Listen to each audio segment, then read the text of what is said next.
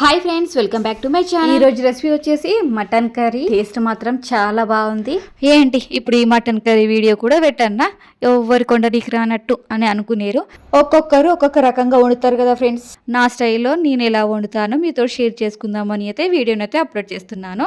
నా స్టైల్లో నేను చేసిన మటన్ కర్రీ మాత్రం టేస్ట్ మాత్రం చాలా బాగుందండి.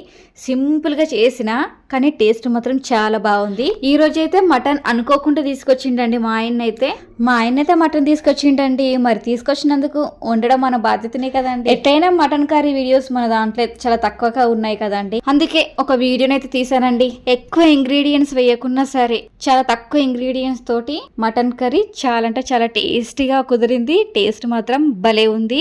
టేస్ట్ అసలు ఫస్ట్ టైం మన ఛానల్ చూస్తున్నట్లయితే సబ్స్క్రైబ్ చేసుకోండి. అలాగే పక్కన బెల్ సింబల్ కూడా యాక్టివేట్ చేసుకోండి. ఇలా యాక్టివేట్ చేసుకుంటే నేను వీడియో అప్లోడ్ చేసినప్పుడు మీకు వెంటనే నోటిఫికేషన్ వస్తుంది. నోటిఫికేషన్ వచ్చిన వెంటనే మన వీడియోని అయితే మీరు చూసేయచ్చు. ఇంకా ఆలస్యం ఎందుకండి, నా స్టైల్లో మటన్ కర్రీ నేను ఎలా చేస్తానో చూసేద్దాం రండి. ముందుగానైతే మా ఆయన అర్ధ కిలో మటన్ అయితే తీసుకొచ్చిండండి. మటన్ ను కట్ చేసుకునేటప్పుడు కొవ్వు అక్కడక్కడ ఉంటుంది కదండి. ఆ కొవ్వు బాగా మొత్తం తీసేసి చిన్న ముక్కలు కట్ చేసుకున్న తర్వాత 1-2 సార్లు కడిగేసుకోవాలి. ఎందుకంటే వాళ్ళు చెక్క పైన కొడతారు కదండి. ఆ చెక్క పొట్టు అక్కడక్కడ కొంచెం ఉంటది. అలాగే బ్లడ్ కూడా ఉంటది కదండి.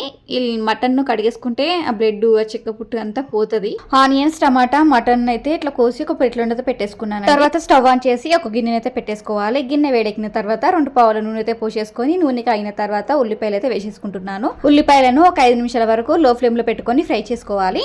ఉల్లిపాయలు ఒక 5 నిమిషాలు ఫ్రై అయిన తర్వాత 1 టేబుల్ స్పూన్ అల్లం వెల్లుల్లి పేస్ట్ అయితే వేసేసుకోవాలి. తర్వాత 1/2 టేబుల్ స్పూన్ పసుపును వేసేసి అల్లం వెల్లుల్లి పేస్ట్, పసుపు పచ్చివాసన పోయేంత వరకు ఫ్రై చేసుకున్న తర్వాత టమాటా ముక్కలను అలాగే మటన్ కూడా వేసేసుకోవాలి. కొందరైతే టమాటా ముక్కలు మటన్ ఒకటేసారి వేయడం వలన మటన్ తొందరగా ఉడకదని అనుకుంటారు కదండి. అట్లా ఏం కాదు. టమాటా ముక్కలు మటన్ ఒకటేసారి వేసినా కూడా మటన్ తొందరగానే ఉడుకుతుందండి. మటన్ టమాటా ముక్కలు వేసిన తర్వాత 1 టేబుల్ స్పూన్ సాల్ట్ అయితే వేసేసిన. సాల్ట్ ఈ టైంలో వేయడం వలన ముక్కకి మంచిగా సాల్ట్ పట్టి మనం తినేటప్పుడు కూడా ముక్క చప్పగా ఉండకుండా చాలా టేస్టీగా ఉంటుంది.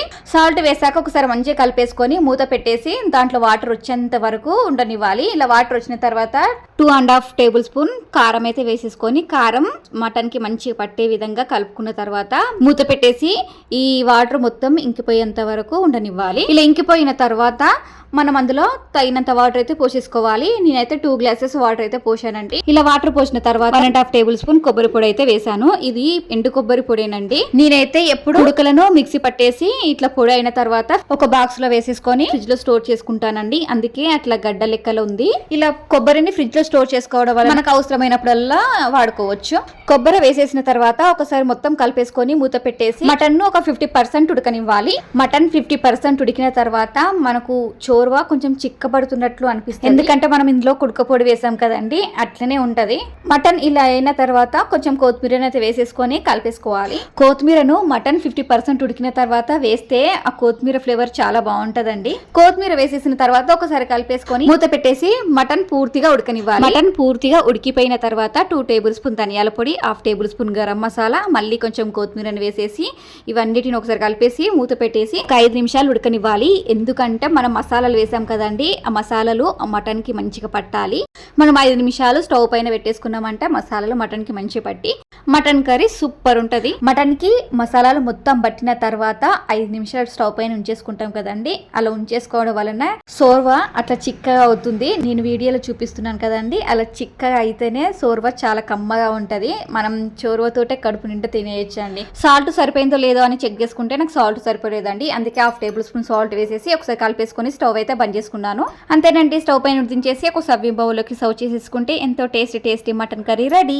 మటన్ ని నేను నార్మల్ గా స్టవ్ పైన ఉడికించాను కదండి, మీరు అట్లా కాకుండా కుక్కర్ లో కూడా ఉడికించుకోవచ్చు. కుక్కర్ లో ఉడికిస్తే కొంచెం చప్పగా ఉంటదని మా ఆయన వద్దన్నాడు. అందుకే నేనైతే నార్మల్ గానే ఉడికించేసిన. మీ ఇష్టం అండి, మీరు ఎట్లా కుక్కర్ లో అయితే కుక్కర్ లో, నార్మల్ అయితే నార్మల్ గానే ఎట్లా మీకు ఎట్లా నచ్చితే అట్లనైతే ఉడికించేసుకోండి. కానీ నేను మాత్రం ఎప్పుడు మటన్ వండినా చికెన్ వండినా నార్మల్ గానే వండుతానండి. కుక్కర్లో అయితే వాడను. నేను కుక్కర్లు ఇంట్లో ఉన్నాయి కానీ నాకు వాడబుద్ధి కాదు. అది ఎప్పుడో అమాస పున్నానికి అన్నట్టు తిత్తానండి. నేనైతే ఎక్కువ నేను వాడ వాటిని వాడతాన్నా మా ఆయన వాడనియ్యడు. సర్లే, ఇవన్నీ మనం ఎప్పుడు అనుకుంటూనే ఉంటాం కదా. ఎంతో టేస్టీగా మటన్ కర్రీ అయితే రెడీ అయిపోయింది.